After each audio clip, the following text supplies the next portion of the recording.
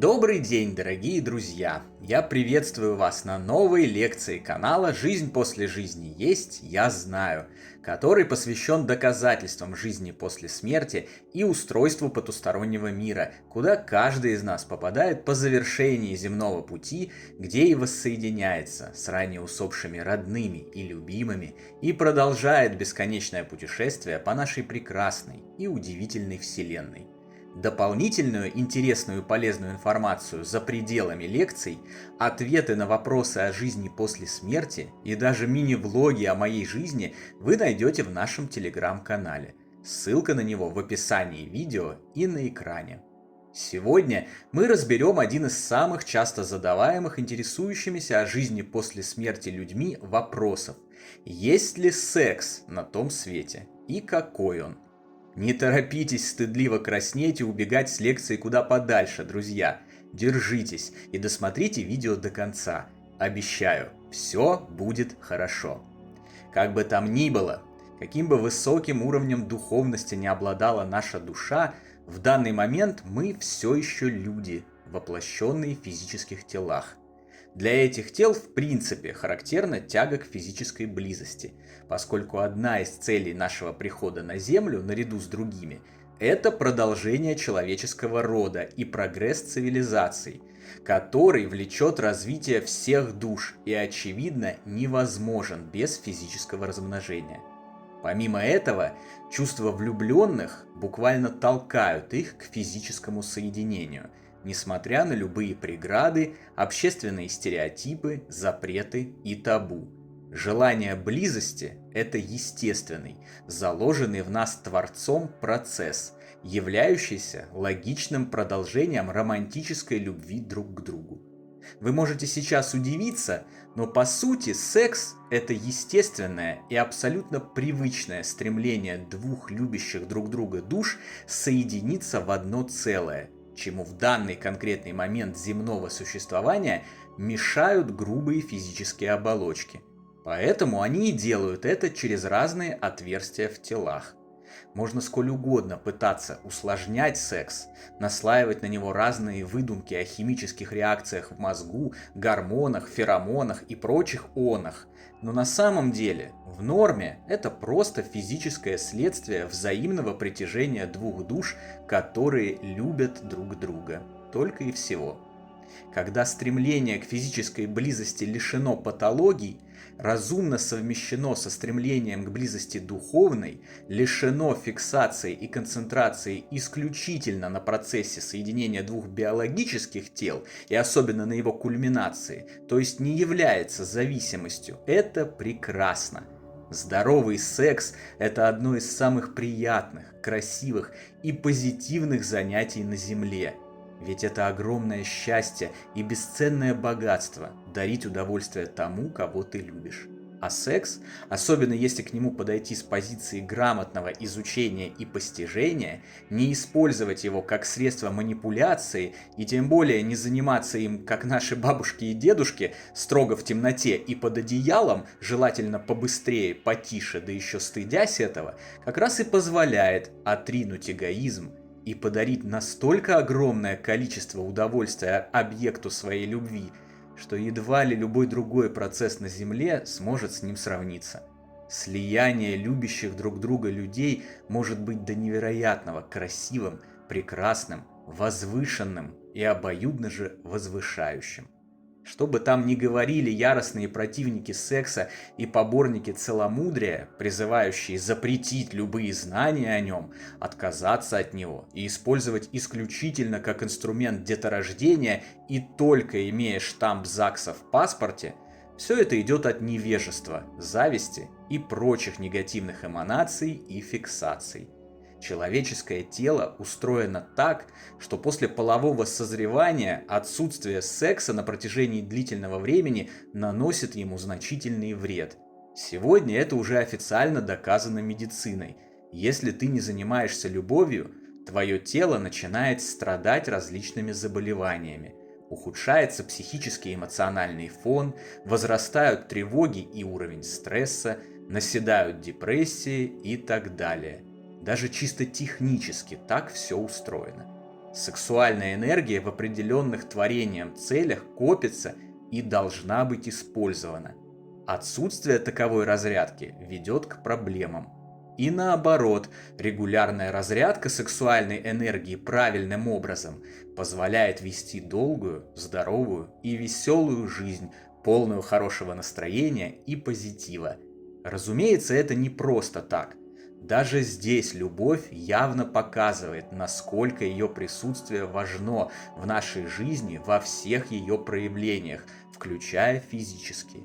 Поэтому, кстати, мне гораздо больше нравится говорить не заниматься сексом, а заниматься любовью, потому что это действительно отражает истинную суть этого замечательного процесса. Лицемерие и ханжество, когда люди узнают какие-то крохи информации о духовности и начинают осуждать всех, кто получает искреннее удовольствие от секса или разумно интересуется, как с ним все обстоит на том свете, такие же печальные явления, как глупость, насилие и жестокость, говорящие о том, что на самом-то деле человек, считающий себя духовным, не понял вообще ничего. На самом деле, в здоровом желании физической любви с объектом своего романтического интереса, даже в больших количествах и всем доступном разнообразии поз и вспомогательных приспособлений, а также интересе к тому, как с ней обстоит дело на том свете после биологической смерти, нет ничего дурного. Мы тем более никого не будем осуждать и потому спокойно разберем эту тему, удовлетворив массовый интерес и успокоив волнующихся и переживающих. Для тех, кто интересуется данным вопросом, у меня две новости. Хорошая и плохая. Ну уж как есть. Начну с плохой. Физической близости, привычной нам на Земле, когда два тела соединяются через проникновение и получают удовольствие от физического же трения друг от друга соответствующих биологических половых органов, судя по обобщенному массиву информации и исследований, на той стороне нет. Как нет там и привычной нам по земной жизни сексуальности, как нет там и размножения, существующего только в материальном мире. Несмотря на то, что уже неоднократно говорилось о том, что на том свете у нас есть тела, очень похожие на нынешние, позволяющие все осязать, все трогать и совсем взаимодействовать, все же они несколько отличаются. Да и сам процесс взаимодействия с окружающим миром при помощи тела – это все же скорее некоторая мысленная имитация, порожденная неразрывной ассоциацией любого человеческого сознания с телом. Грубо говоря, развоплощенное сознание, переехавшее после смерти на тот свет, имитирует, другими словами, намысливает для себя тело, просто потому, что привыкло так делать. Внешне оно такое же, как сейчас, но на самом деле другое. В нем не циркулирует кровь и другие биологические жидкости. Не бьется сердце, не выделяются пищеварительные ферменты, не образуются газы, моча, фекальные массы и так далее. Оно плотное, вещественное для всех, кто обитает с этим сознанием на одном уровне, и для него самого. С его помощью можно обниматься, дотрагиваться до чего угодно и даже есть, но оно отличается от земного. По сути, это симулякр, порожденный мыслью. По мере дальнейшего прогресса по лестнице духовных уровней, эта ассоциация себя с телом понемногу стирается, и необходимость в имитации тела отпадает. Человек получает возможность иметь любое тело и любой образ по своему желанию, или вообще обходиться без внешнего проявления, оставаясь чистой энергией духа. Поэтому в физической имитации трения половых органов друг от друга для удовлетворения сексуальной функции на той стороне попросту нет смысла. Об этом говорят почти все существующие на данный момент источники информации об устройстве того света. Но есть и хорошая, я бы даже сказал отличная новость. Близость там все же существует. И она намного лучше, приятнее, красивее, эстетичнее и экстатичнее, чем процесс, к которому мы привыкли в земной жизни. Как и все остальное на том свете, основывается такая близость на любви и ее соответствии любви партнера. Как мы уже знаем, истинно любившие друг друга на земле воссоединяются в загробном мире после смерти и продолжают совместный путь. Желая близости, они реализуют процесс единения двух душ. Два любящих существа в вихре светлых чувств, безусловной любви и позитивных эмоций сливаются в одно. Грубые биологические тела им уже не препятствуют, никакой необходимости проникать друг в друга через какие-либо отверстия уже нет. Можно просто соединиться друг с другом всем своим существом.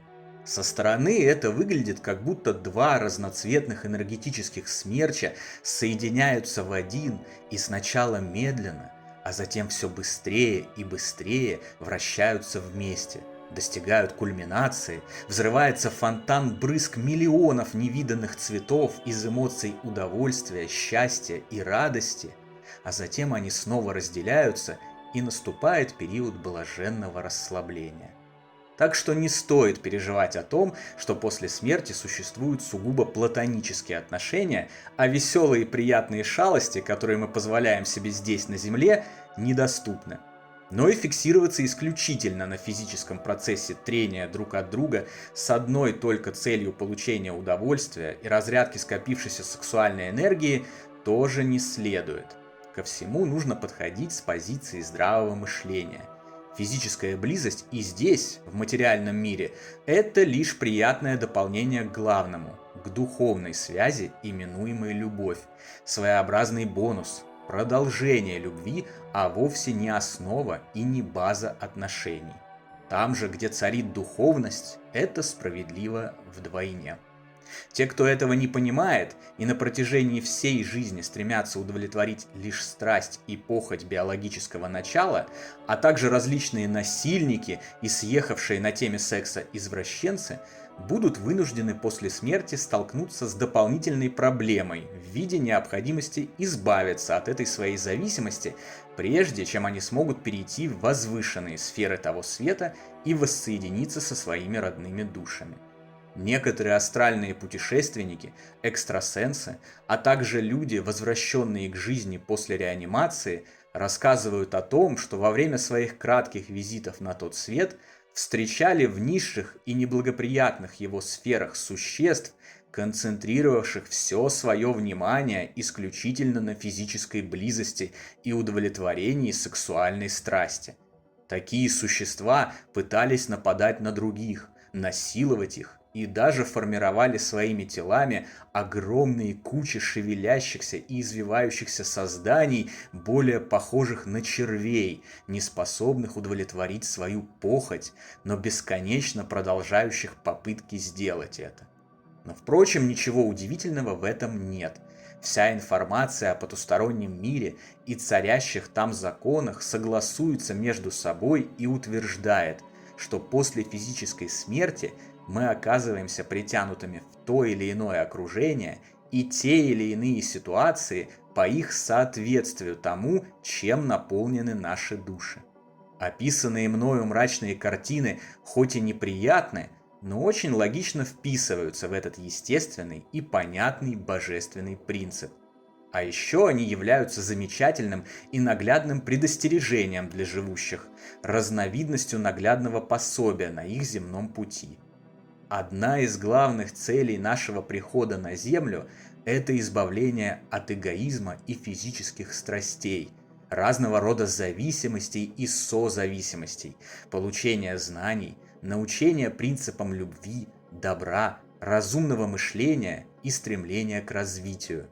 При этом мы не лишены возможности получать удовольствие, если оно основано на здравом, неискаженном патологии сознании.